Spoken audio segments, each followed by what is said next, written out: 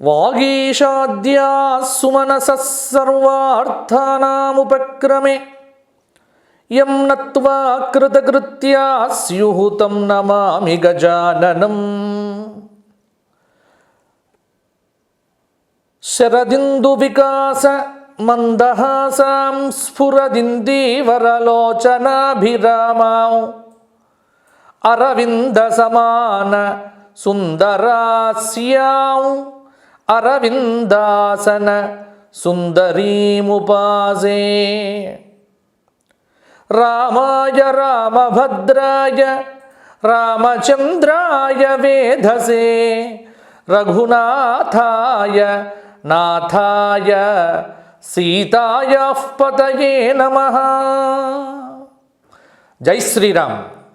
జనవరి 22వ తేదీన రామాలయ ప్రతిష్టాపనను పునస్కరించుకొని రామనామ స్మరణ కావించుకోవటానికి వీలుగా మనం ఈ అయోధ్య రామపథం అనేటువంటి కార్యక్రమంలో రాముడి యొక్క వైభవాన్ని, రామ కథలో ఉన్నటువంటి మాధుర్యాన్ని, రాముడికి సంబంధించినటువంటి విశేషణములను, రామ పాత్రలో ఉన్నటువంటి ఔచిత్యమును, రామచంద్రమూర్తి యొక్క దివ్య వైభవ మహత్తును చెప్పుకునేటువంటి ప్రయత్నం చేస్తూ ఉన్నాం.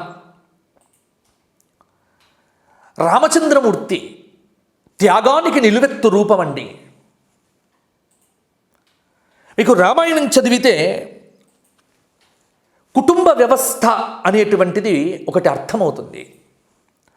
భారతదేశం అనేటువంటి ఒక కర్మభూమి కుటుంబ వ్యవస్థ అనేటువంటి పునాదుల మీద బలంగా నిలబడ్డది. అది ప్రతి ఒక్కరూ తెలుసుకోవాలి. అసలు ఇవాళ ప్రపంచంలో కుటుంబం ఒక వ్యవస్థ అనేటువంటిది ఒక ఉంది అంటే అది కేవలం దానికి ఆధారం రామాయణం అండి. రాముడే దీనికి మూలం. తల్లిదండ్రులు, సోదరులు, పుత్రులు, భార్య, భర్త, ఈ కుటుంబ సంబంధాలన్నింటినీ ఆదర్శప్రాయంగా నిర్వర్తించి వాటన్నింటినీ నిభాయించి చరితార్థుడయ్యాడు రామచంద్రమూర్తి. కుటుంబవత్సలుడైనటువంటి రామచంద్రమూర్తికి ప్రజలను కన్నబిడ్డలుగా పరిపాలన చేసేటువంటి చక్రవర్తి అయినటువంటి రాజారామచంద్రమూర్తికి మధ్య ఎప్పుడు సంఘర్షణ కలిగినా గుర్తుపెట్టుకోండి, ఇది చాలా ముఖ్యమైనటువంటి అంశం. అంటే రామాయణాన్ని ఈ కోణంలో మీరు కనుక పరిశీలనగా రామచంద్రమూర్తి యొక్క పాత్రను కనుక పరిశీలనగా చూస్తే ఇవాళ దేశమంతా రామ రామ రామ రామ రామ అనేటువంటి నామాన్ని ఎందుకు ఉచ్చరిస్తోంది, అయోధ్యలో రామాలయం కట్టాలి అనేటువంటిది ఎందుకు బలంగా ప్రతి ఒక్క భారతీయుడిలో ఒక ఆకాంక్ష అనేటువంటిది ఎందుకు బలపడ్డది అన్న దానికి చాలా కారణాలనేటువంటివి మనం చూడవచ్చు. ఎందుకంటే కుటుంబవత్సలుడైనటువంటి రామచంద్రమూర్తికి ప్రజారంజకుడైనటువంటి రాజారామచంద్రుడికి మధ్య చాలా సందర్భాల్లో సంఘర్షణ అనేటువంటిది జరిగింది. ఈ సంఘర్షణ జరిగినప్పుడు కుటుంబవత్సలుడైనటువంటి రామచంద్రుడి మీద ప్రజారంజకుడైనటువంటి రాజారామచంద్రమూర్తే విజయుడయ్యాడు తప్ప దేశం కోసం కుటుంబాన్ని పోషించలే. కుటుంబం, దేశం ఈ రెండు వచ్చినప్పుడు నాయకుడు ఎలా ఉండాలి, ఇది మీరు రామాయణం చదివితే మీకు అర్థమవుతుంది. ఈ కోణంలో ఆలోచన చేయండి. ఎందుకంటే వర్తమాన రాజకీయాలు మొత్తం కూడా దేశాన్ని, రాష్ట్రాలను అన్నింటినీ కూడా కుటుంబాల కోసం, తమ స్వార్థ ప్రయోజనాల కోసం రాష్ట్రాలను బలిపెడుతున్నారు. చాలా చోట్ల అంటే ఇక్కడ ఒక రాజు అంటే ఒక రాష్ట్రమే కాదు, ఒక జిల్లా కావచ్చు, లేకపోతే ఒక ఎమ్మెల్యే కావచ్చు, ఒక ఎంపీ కావచ్చు, అంటే వీరంతా కూడా నాయకులు అవుతారు. ఇప్పుడు నాయకులంతా కూడా రాముణ్ణి ఎందుకు అనుసరించాలి అన్నటువంటి ఒక ఆలోచన కలిగినప్పుడు ఇది ప్రధానంగా మీరు రామాయణంలో ఇది చూడాలి. ఇప్పుడు కుటుంబానికి, దేశానికి ఈ రెండింటికి సంఘర్షణ ఏర్పడుతుంది. ఎందుకంటే ఒక నాయకుడు ప్రధానమంత్రి కావచ్చు, ముఖ్యమంత్రి కావచ్చు, ఆయనకు ఒక కుటుంబం ఉంటుంది. కుటుంబాన్ని చూపించుకునేటువంటి వ్యక్తిగత బాధ్యత కూడా ఆయనదే. అలాగే దేశాన్ని, దేశ ప్రజలను కూడా ఒక కుటుంబంగా భావించి వారిని కూడా కన్నబిడ్డల్లాగా పరిపాలించేటువంటి గురుతరమైన బాధ్యత ఇంకొకటి. ఈ రెండింటి మధ్య ఒక లైన్ ఉంటుంది, ఒక సంఘర్షణ. ఈ రెండింటి మధ్య వ్యత్యాసం వచ్చినప్పుడు ఎటువైపు మొగ్గాలి, ఎటువైపు నిలబడాలి అనేటువంటిది రామచంద్రమూర్తి చూపించాడు. రామావతార రహస్యం కూడా ఇదేనండి. అసలు రామావతార రహస్యమే ఇది. రామచంద్రమూర్తి తన కర్తవ్య పాలన కోసం ఎన్ని త్యాగాలు చేయాల్సి వచ్చింది, ఎన్ని త్యాగాలు చేయాల్సి వచ్చినా, ఎంతటి దుఃఖాన్ని అనుభవించవలసి వచ్చినా ఆయన ఎప్పుడు కూడా చలించలేదు. రాజకుటుంబంలోనూ తద్వారా రాజ్యంలోనూ తల ఎత్తినటువంటి విభేదాలన్నింటినీ కూడా, కలహ కారణాలన్నింటినీ కూడా మొగ్గలోనే తుంపివేయటానికి ఆయన తన యొక్క అధికారాన్నే త్యాగం చేసి వనానికి వెళ్ళిపోయాడండి. రేపు ఉదయం పట్టాభిషేకం తండ్రి ఆదేశించాడు, బయలుదేరటానికి సిద్ధంగా ఉన్నాడు. పరిపాలనలో కూర్చోవటానికి రాజుగా ప్రజల ఆమోదమైపోయింది. ప్రజలంతా హర్షిస్తున్నారు రాముడు రాజవుతున్నందుకు. ఇటువంటి సందర్భంలో కుటుంబంలో ఒక ఘర్షణ తలెత్తింది. ఆ రాత్రి సమయం అసలు ఒక కథలోనే చాలా కీలకమైనటువంటి సమయం. ఆ రాత్రి సమయాన సంఘర్షణ, కుటుంబ సంఘర్షణ, అధికార పీఠం కోసం సంఘర్షణ, వృద్ధుడైనటువంటి తండ్రి ఏమీ చేయలేని స్థితి, నిస్సహాయ స్థితి.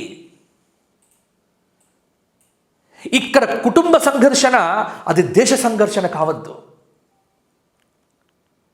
అందుకే అక్కడ రామచంద్రమూర్తి యొక్క త్యాగం, అక్కడి నుంచి మీరు రామాయణాన్ని అనువనువున చూస్తూ ముందుకు వెళ్తే మీకు అర్థమవుతుంది ఏమిటి రామాయణం, ఎందుకు వినాలి రామాయణం, రాముడు ఎందుకు మనకు రాజు, రామ రామ రామ రామ ఎందుకు అంటున్నాం మనమందరం కూడా.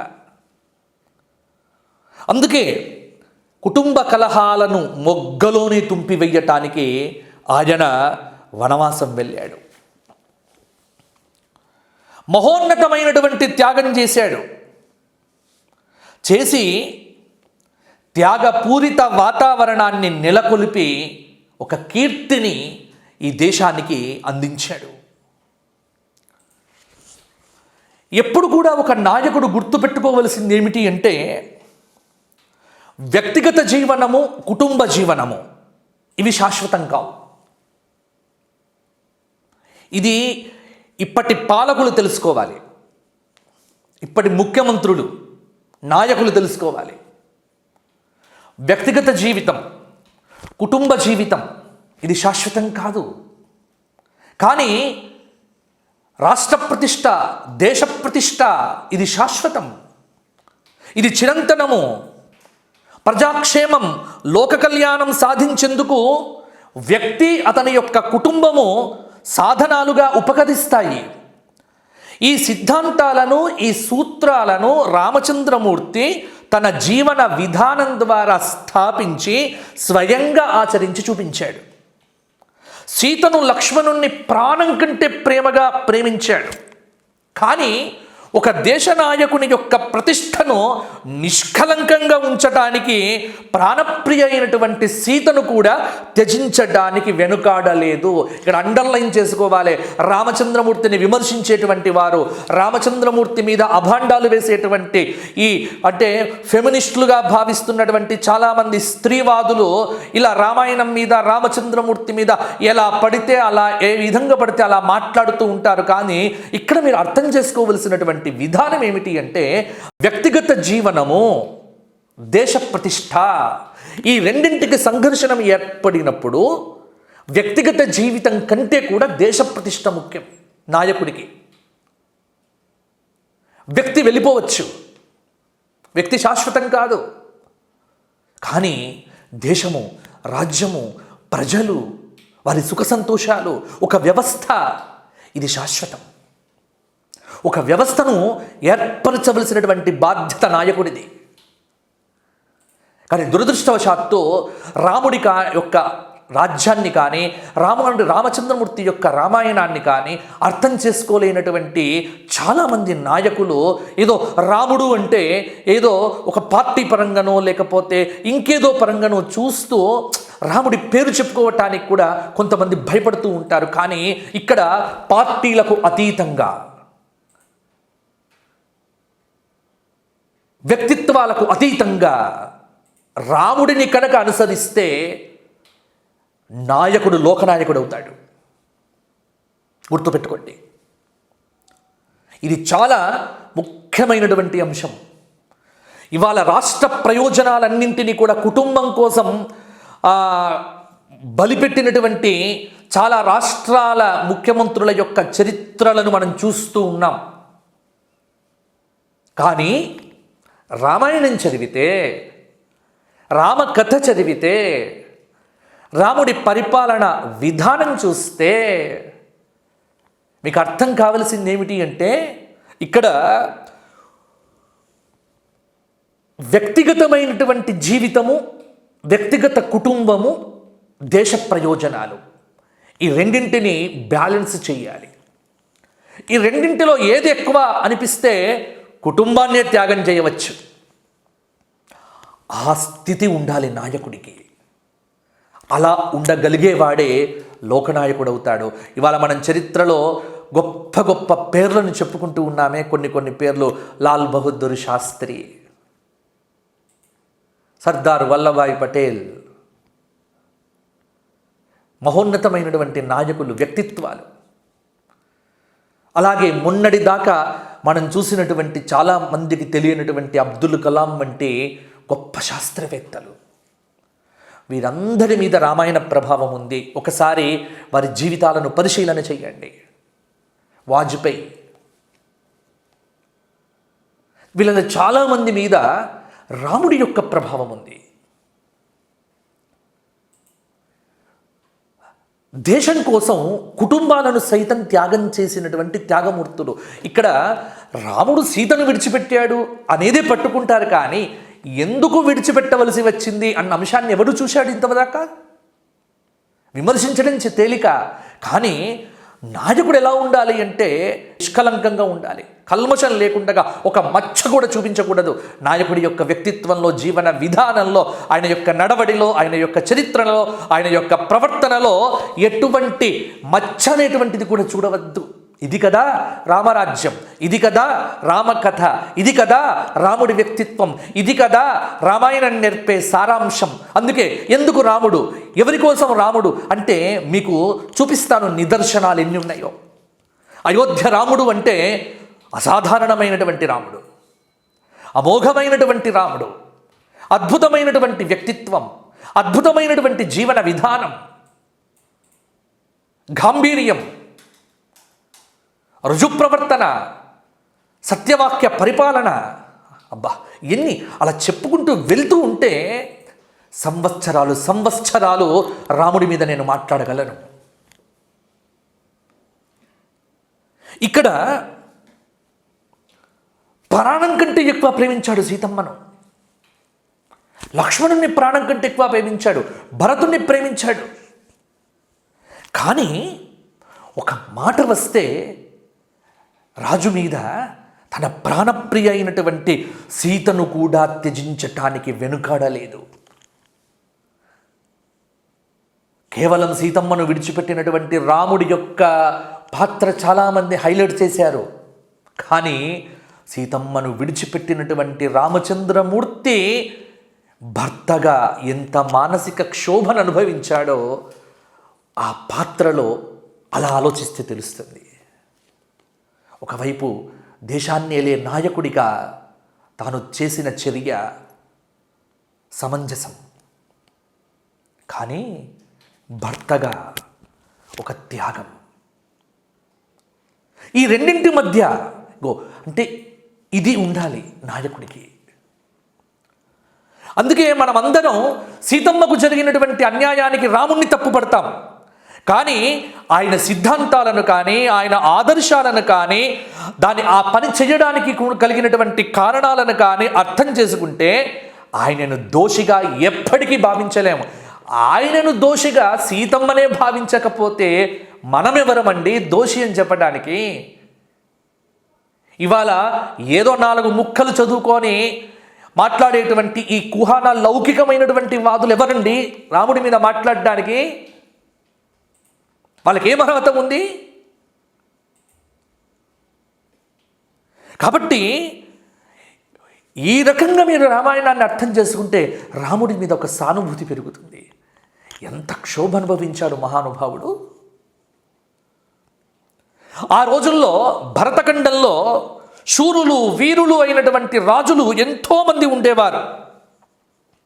కానీ వారి వారి యొక్క కుటుంబాల్లో వారి వారి వ్యక్తిగతమైనటువంటి ద్వేషాలు, అంతర్గతమైనటువంటి కలహాల పట్ల రావణాసురుణ్ణి ఎవ్వరూ ఎదురించలేకపోయారు. స్త్రీలకు రక్షణ ఉండేది కాదు. ప్రజల ధన మాన ప్రాణ జీవితాలు ఎప్పుడూ ఆపదలోనే ఉండేవి. ఋషుల యజ్ఞాలకు రక్షణ లేదు. ఎప్పుడు ఎవరికీ స్వతంత్రం లేదు. దేవతలందరూ బందీగా ఉండేవారు. వీరందరిని విముక్తి చెయ్యటానికి రామచంద్రమూర్తి కోదండాన్ని పట్టుకున్నాడు.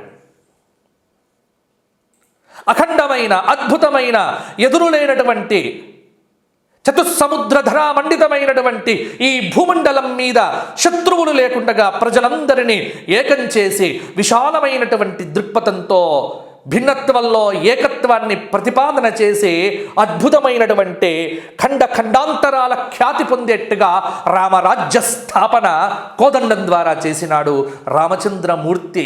ఇది రామ విజయం, ఇది రామ పథం, ఇది రాముడి యొక్క మార్గం, ఇది రాముడి యొక్క ధర్మం. కాబట్టి ఇక్కడ మీరు ఎప్పుడు కూడా గమనించండి, రామాయణం చదివితే ఆయన తన సామ్రాజ్యాన్ని విస్తరించుకోవాలని, తనను ఓడించినటువంటి రాజులను అవమానించాలని కానీ ఏనాడైనా చేశాడా పని? అసలు అటువంటి ఆలోచనలే రామచంద్రమూర్తికి లేవు. అంటే స్వేచ్ఛను కానీ స్వతంత్రత భావాలను కానీ రాముడు ఆదరించి గౌరవించాడు. అందువల్లనే ఎప్పటి రాముడు, ఏనాటి రాముడు, ఏ యుగంలో ఉన్న రాముడు ఈ కలియుగంలో ఈ రోజుకు ఇప్పటికీ ప్రతి ఒక్క వ్యక్తి రామరాజ్యము కావాలి, రామరాజ్యము కావాలి అని ఎందుకు కోరుకుంటున్నారండి? సమర్థ రామదాస స్వామి వారు చెబుతారు, ప్రభుత్ శుద్ధ జల హువాహై అబ్, స్నాన సంధ్యా కర్మ కరే అభక్తోంక నాశ హువాహై, ఆనందవన భువన్ మే. స్వామి సమర్థ రామదాస స్వామి వారు గానం చేసినటువంటి అద్భుతమైనటువంటి మాటలు ఇక్కడ మనం ఒకసారి పరిశీలన చేసుకోవాలి. సుఖ సంతోషముల యొక్క దుందుబి 4, ఆ సుఖ సంతోషములను మోగించేటువంటి దుందుబి యొక్క నాదము 4 చెరుగులా వినిపించినాయి. రాక్షస పీడను తొలగించి రాముడు ప్రజలందరికీ ఆనందాన్ని కలిగింపచేసినాడు. అందుకే మానవ జాతికే మణిదీపం రామచంద్రమూర్తి. తన నిజ జీవితంలో, తన ప్రజా జీవితంలో కూడా ఒక నియమాలను ఏర్పరుచుకొని ఆచరించినటువంటి రామచంద్రమూర్తిని మరిచిపోవడం ఎవరి తరము కాదు, ఎవరి వశము కాదు. ఒక మానవుడు తన జీవితంలో చేసినటువంటి మహత్కార్యముల వల్లనే అతనికి దైవత్వం సిద్ధిస్తుంది అనేటువంటిది రామకథ నిరూపించింది. అంటే ఇక్కడ నేను ఇలా మాట్లాడితే కొంతమంది సంప్రదాయవాదులు కావచ్చు, లేకపోతే ఇంకెవరైనా కావచ్చు, అంటే మీరు రాముణ్ణి మనుష్యుడు అని చెప్తున్నారా అనేటువంటి మాట అంటారు. ఇక్కడ నా భావాన్ని మీరు అర్థం చేసుకునే ప్రయత్నం చెయ్యండి. ఇక్కడ రాముడు మానవుడు అని రామాయణం చెప్తోంది. కానీ మానవుడు ఎలా మాధవుడు అయ్యాడో దాని అంతర్భాగంలో మనం గమనించాలి. ఈ జగత్తులో మానవులంతా మాధవులు కావచ్చు. ఇది ఒక సాధన, ఇది ఒక జీవన విధానము, ఇది అత్యుత్కృష్టమైనటువంటి రామ మార్గం. రామ మార్గంలో నడిచినటువంటి ప్రతి వ్యక్తి రాముడవుతాడు, దైవత్వాన్ని పొందుతాడు. మానవుడే మహనీయుడు, మానవత్వమే మాధవతత్వము. ఈ మాటలన్నీ కూడా రాముడి తర్వాతనే కదా నిరూపణ చేయబడ్డాయి. కాబట్టి ఇక్కడ నేను మీకు రాముణ్ణి మనుష్యుడిగా అని చెబితే ఎవరు ఇక్కడ నేను తక్కువ చేసి మాట్లాడుతున్నా అని అనుకోకండి. రాముడు నా దైవం, రామచంద్రమూర్తి నా సర్వస్వం. అందుకే ఇక్కడ ఒక మానవుడు తన జీవితంలో చేసినటువంటి మహత్కార్యాల వల్లనే ఎప్పుడు కూడా మనిషి త్యాగం చేస్తే రామకథ త్యాగాన్ని చెబుతుంది. ఒక మనిషి త్యాగం వల్లనే అతనికి దైవత్వం సిద్ధిస్తుంది. ఇది వేదం కూడా చెప్పింది. నా కర్మణ ప్రజయా ధనేన త్యాగేనైకే అమృతత్వమానశు. అమృతత్వం ఎలా వచ్చింది? అమృతత్వం అంటే దైవత్వం కదా. ఇది వేదం చెప్పినటువంటి మాట. ఈ వేదము చెప్పినటువంటి మాట, వేద వేద్యే పరే పుంసి జాతే దశరథాత్మజే వేద ప్రాచేత సాదాసేత్ సాక్షాత్ రామాయణాత్మన. ఆహా, ఎంత అద్భుతమైనటువంటి మాట అండి.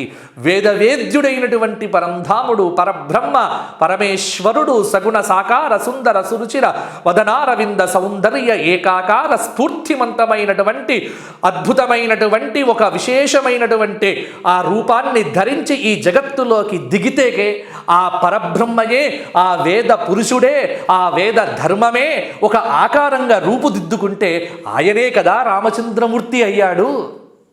ఇది కదా స్కంధ పురాణ వచనం. కాబట్టి ఇక్కడ రామాయణంలో రామచంద్రమూర్తి తన జీవితంలో చేసినటువంటి మహత్కార్యముల వల్ల అతనికి దైవత్వం సిద్ధించింది. కాబట్టే రామకథ మృత సంజీవనం రామచరితం, మరణించిన వాడిని బ్రతికింపచేసే కథ నా రామకథ. యుగాలు గడిచిన, సంవత్సరాలు గడిచిన, ఈనాటికి రాముడి జీవితం ప్రజల మనస్సులను సమ్మోహితం చేస్తూనే ఉన్నది.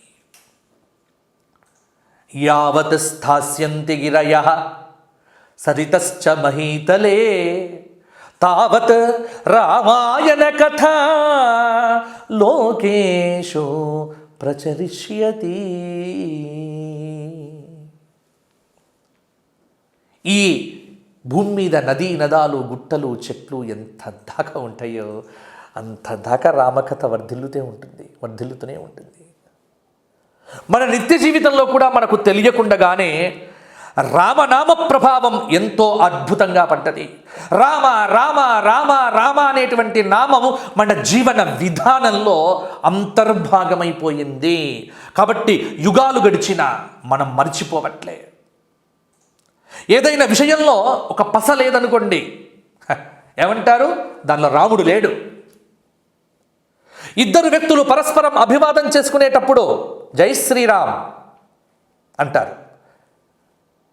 నేను అందుకే చేతులెత్తి యావత్ విశ్వంలో ఉన్నటువంటి ప్రజలందరికీ ఒక నమస్కారం చేసి చెబుతున్నా, జనవరి 22వ తేదీన రామాలయ ప్రతిష్టాపన జరగబోతున్నటువంటి శుభ సందర్భాన్ని పురస్కరించుకొని ప్రతి ఒక్కరు కూడా ఇక నుంచి ఎవరినైనా పలకరించాల్సి వచ్చినప్పుడు, ఎవరితోనైనా మాట్లాడాల్సి వచ్చినప్పుడు వేరే మాటలు కాకుండా హలో అండి, నమస్తే అండి కాదు, ఎవ్వరు మిమ్మల్ని పలకరించినా జై శ్రీరామ్, జై శ్రీరామ్, జై శ్రీరామ్, జై శ్రీరామ్ ఈ మాటలు మాట్లాడండి. ఫోన్ చేస్తే ఫోన్ ఎత్తినప్పుడు మొదటి మాట జై శ్రీరామ్. ఫోన్ అయిపోయిన తర్వాత ఇక ఫోన్ పెడుతున్నానన్నప్పుడు జై శ్రీరామ్. మాటలో జై శ్రీరామ్, బ్రతుకులో జై శ్రీరామ్, నడకలో జై శ్రీరామ్, భోజనంలో జై శ్రీరామ్, జలంలో జై శ్రీరామ్, సర్వం రామమయం జగత్. అలా చెయ్యండి, రామానుగ్రహం మీ అందరికీ కలుగుతుంది. ఇప్పటి నుంచే మొదలు పెట్టండి మార్పు. ఎందుకంటే దీని యొక్క ప్రభావం అచింత్యమైనది, అమోఘమైనది. అనిర్వచనీయమైనది, అద్భుతమైనటువంటిది. ఇంత విశేషం కలిగినటువంటి రామచంద్రమూర్తి యొక్క ఆవిర్భావం గురించి కూడా మనం మాట్లాడుకోవాలి. అసలు ఇంతదాకా మనం రాముడికి సంబంధించినటువంటి ఇంట్రొడక్షన్ దాంట్లో ఉపోద్ఘాతంలోనే వెళ్ళిపోతున్నాం. కానీ నా అయోధ్య రాముడు అనేటువంటి ఈ కార్యక్రమంలో మనం గమనించాల్సినటువంటిది ఒక్కటే. రాముడిని ఎన్ని కోణాల్లో చూడొచ్చు. రాముణ్ణి ఒక భర్తగా, రాముణ్ణి ఒక రాజుగా, రాముడిని ఒక సోదరుడిగా, రాముడిని ఒక కొడుకుగా, రాముడిని ఒక మిత్రుడిగా, రాముడిని శరణాగత వత్సలుడిగా, ఇలా ఎన్ని కోణాల్లో విశ్లేషణగా చూద్దామో చూద్దాం. ఎందుకంటే నా చేత పలికిస్తున్న ప్రతి మాట రాముడే. నేను ఎప్పుడు కూడా ఒకటే నమ్ముతాను, ఏమిటి అంటే పోతనామాత్యుల వారు చెప్పినట్టుగా పలికెడిది భాగవతమట, పలికించడివాడు రామభద్రుండట, పలికెదనే భవహరమగునట, పలికెద వేరుండుగాధ పలుకగనేలా. నేను మాట్లాడేటువంటి ప్రతి మాట నా ఉత్సాహంలో, నా అంతరాత్మలో, నా వాక్కులో, నా నాభి నుంచి వచ్చేటువంటి ఈ ఉచ్ఛ్వాస నిశ్వాసల్లో అంతా రాముడే ఉన్నాడండి. కాబట్టి నేను మాట్లాడేటువంటి ప్రతి మాట రాముడికి సంబంధించింది అయి ఉంటుంది. కాబట్టి ఇక్కడ అయోధ్య రాముడు, ముఖ్యంగా వైవస్వత మనువు చేత నిర్మితమైనటువంటి భూమి అయోధ్య. ఈ అయోధ్యకు రాజు దశరథ మహారాజు. ఆయనకు 8 మంది మంత్రులు ఉన్నారు. వారి పేరు దృష్టి, విజయంతుడు, విజయుడు, సురాష్ట్రుడు, రాష్ట్రవర్ధనుడు, అశోకుడు, ధర్మపాలుడు, సుమంత్రుడు. ఈ మహారాజుకు ముఖ్యమైనటువంటి మహర్షులు ఉన్నారు మంత్రులుగా. వశిష్ఠుడు, వామదేవుడు. వారేగాక సుయజ్ఞుడు, జాబాలి, కాశ్యపుడు, గౌతముడు, మార్కండేయుడు, కాత్యాయనుడు అనేటువంటి మహర్షులు ఉన్నట్టుగా రామాయణం చెప్తోంది. ఇటువంటి కర్మభూమి అయినటువంటి అయోధ్యను పరిపాలిస్తున్నటువంటి రామచంద్రమూర్తికి 60,000 సంవత్సరముల వరకు సంతాన యోగ్యత కలగలే. సంతానము కోసము చేయని యాగము లేదు, ఆరాధించని దేవుడు లేడు, అంతా చేశాడు. చివరకు దేవత అనుగ్రహం కలగటం వల్లనో, ఆయన యొక్క దుష్కర్మ తొలగిపోవటమో ఒక మార్గం దొరికింది. సుమంత్రుడు ద్వారా సనత్కుమార మహర్షి చెప్పినటువంటి విధానముతో ఆయన వశిష్ఠుడి ద్వారా ఋష్యశృంగుణ్ణి ఆధారం చేసుకొని అద్భుతమైనటువంటి అశ్వమేధ యాగము, పుత్రకామేష్టి యాగం చేయడం జరిగింది. ఆ పుత్రకామేష్టి యాగము తర్వాతనే రామావతారం అనేటువంటిది ఈ జగత్తులోకి వచ్చినట్టుగా, దానికంటే ముందు కూడా జరిగినటువంటి కథలో చాలా విశేషాలున్నాయి. కాబట్టి రామ జననం అద్భుతమైన ఘట్టం. ఆ రామ జననానికి సంబంధించినటువంటి కొన్ని రహస్యాలను, కొన్ని విశేషాలను మనం చెప్పుకొని ఆ తర్వాత ఆ రామచంద్రమూర్తికి అయోధ్యకు కలిగినటువంటి సంబంధము, ఎటువంటి పరిస్థితుల్లో రాముడు అయోధ్యను విడిచిపెట్టాల్సి వచ్చింది, మరలా ఎటువంటి పరిస్థితుల్లో అయోధ్యను చేరుకున్నాడు, ఆనాటి పరిస్థితులు ఇప్పుడు రామమందిరం కట్టేటువంటి పరిస్థితులు, వీటన్నింటినీ సమన్వయంగా చూసుకుంటూ ఈ అయోధ్య రామపథం కార్యక్రమంలో మనం రామాయణ రాముడికి సంబంధించినటువంటి విశేషాలను జాగ్రత్తగా, లోతుగా, విశ్లేషణగా, సప్రమాణంగా, సశాస్త్రీయంగా మనం అన్వేషణ చేసి కొన్ని విశేషాలను తెలుసుకునే ప్రయత్నం చేద్దాం.